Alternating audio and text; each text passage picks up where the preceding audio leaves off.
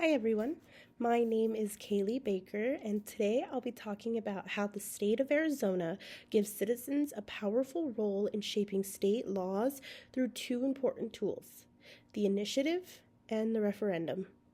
These processes are at the heart of direct democracy in Arizona, meaning that instead of only relying on elected officials, citizens can directly propose, approve, or reject laws.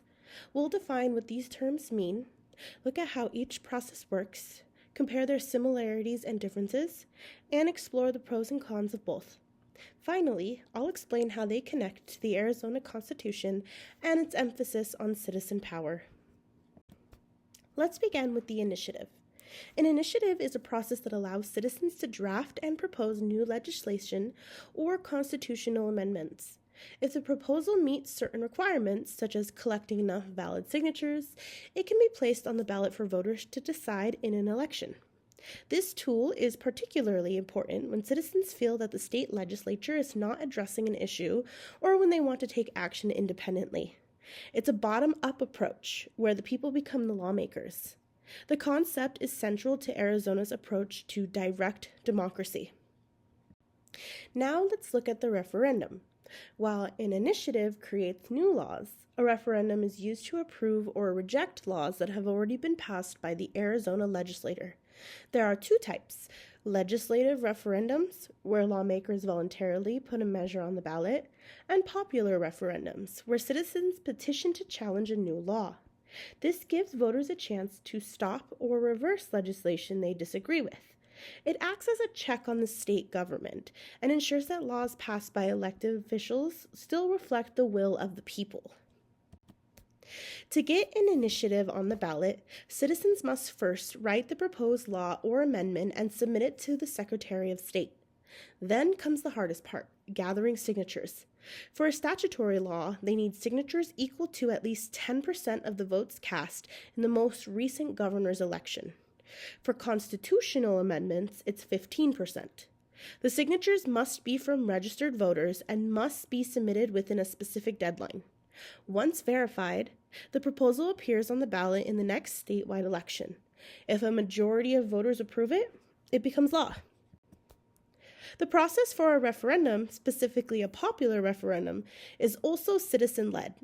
If voters disagree with a recently passed law, they have a 90-day window to collect signatures to challenge it. The requirement is 5% of the total number of votes cast in the last gubernatorial election.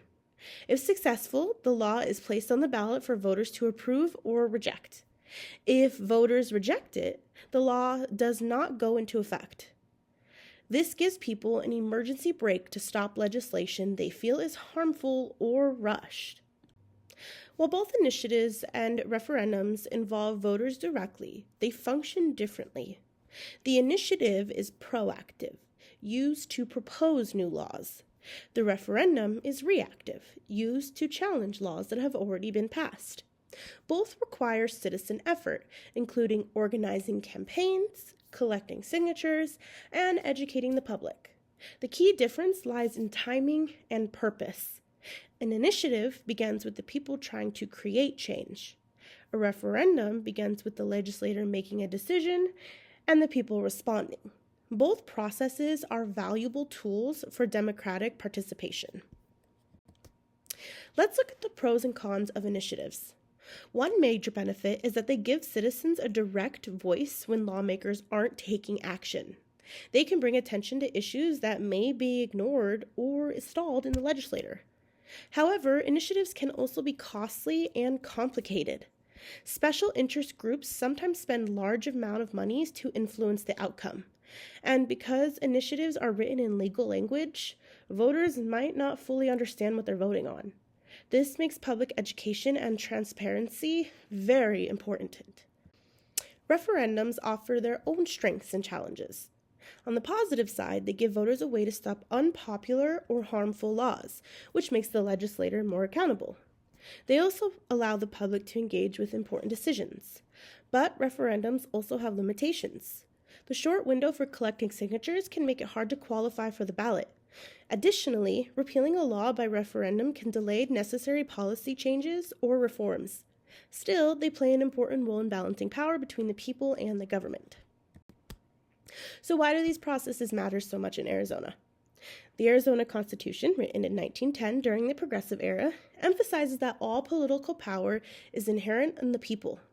This principle is especially clear in Article 4, Section 1, which grants the right to use initiatives and referendums.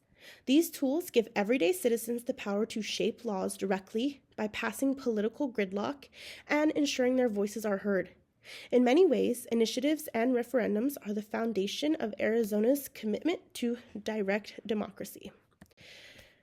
Here are some of my references, and thank you so much for watching.